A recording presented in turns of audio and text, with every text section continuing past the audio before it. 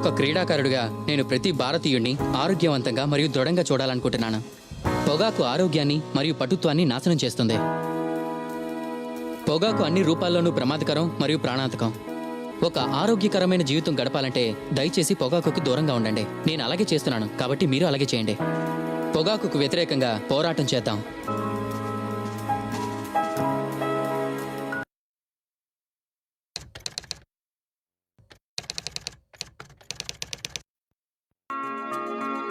స్లిప్లో నిల్చొని నేను ఒక్క క్యాచ్ కూడా నేలపాలు చేయకూడదు అనుకుంటాను.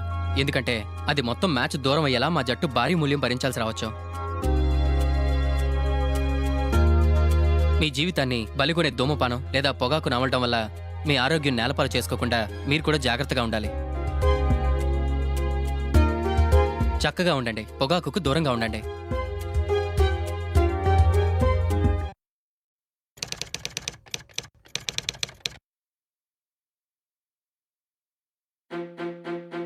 మీరు బాగా బ్యాటింగ్ చేస్తున్నప్పుడు రన్అట్ కావడం చాలా దారుణం. మీ సొంత తప్పిదం వల్ల గానీ లేదా మీ తల్లిదండ్రుల పొరపాటు వల్ల గానీ అది ఏర్పడచ్చు.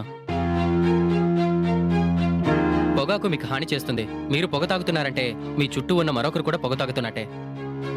క్షేమంగా ఉండండి, పొగాకుకు దూరంగా ఉండండి, రన్అట్ కావద్దు.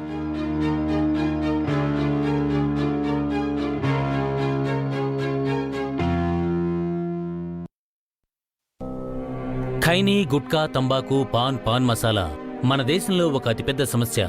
వీటి వాడకం నోటి క్యాన్సర్కు ప్రధాన కారణం. ఈ రోగి నాలుకకు cancer.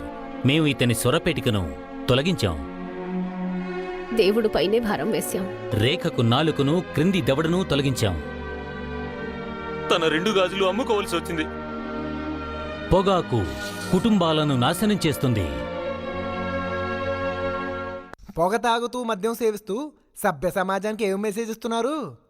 Smoking and consumption of alcohol ఆరోగ్యానికి చెత్తః చెత్తస్య చెత్తోభ్యః.